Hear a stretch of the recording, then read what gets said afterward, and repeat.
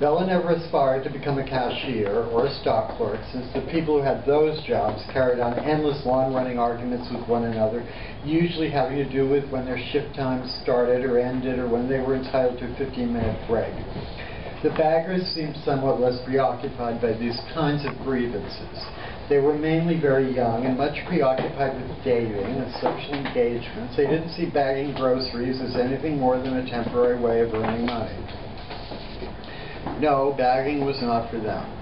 They bagged indifferently, sometimes with unfortunate consequences, fracturing eggshells, wounding delicate vegetables, piercing the plastic of wrapped fish or cuts of meat, causing them to bleed their juices onto other items in a bag, creating dismay and health hazards for customers who, once they had trudged home with their groceries, were generally too demoralized by these accidents to trudge back and complain to the stop-and-go management. Bella took pride in her bagging. She had no illusions about the relative insignificance of what she did, but knowing that she did it well gave her an increment of satisfaction, a tiny feeling of artistry. Nothing that could possibly swell her ego. Bella's image of Bella was far too modest for that. But she knew, at least, to put heavy things at the bottom of the bag, friable items in penetrable packages on top of the weightier ones. Time passed. Every day a repetition of the day before, more or less, slithering by without incident or inflection. The patrons of the stop-and-go, though friendly enough, looked careworn and vaguely troubled by problems they could never solve, questions for which no answers arrived, quite possibly the same questions rattled through each of their brains, vexed them day and night. Bella supposed that this had to be true because if she thought too hard about what worried these customers, it seemed to her they were all on the verge of screaming out the same pain. Life had dealt them all too harshly, with them all too harshly, and each of them wondered why. Just knowing that millions of people cared what happened to them made their lives better than everyone else's. Of course, Bella knew that every one of these lucky people would die, the same as Bella would one day, but how differently they would arrive at the same end.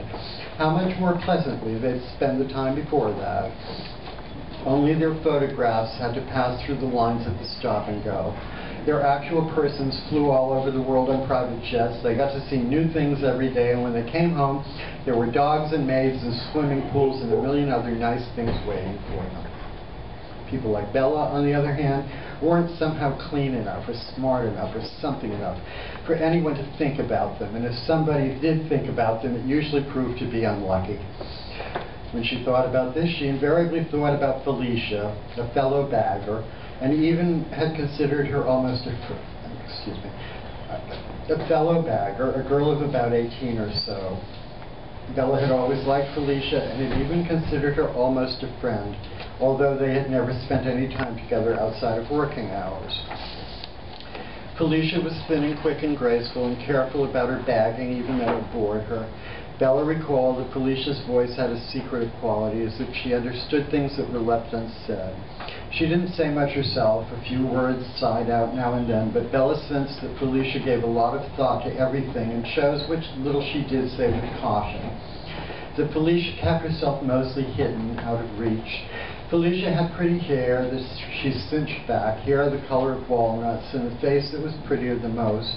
She seldom smiled. She wore a blank, attentive look in the store and carried herself like a soft-boned robot. Felicia had had some kind of romance going on with Fred, a part-time stock clerk whose arms were covered in tattoos. Fred had a face like a highly polished knife and a weak chin and a nervous, angry disposition.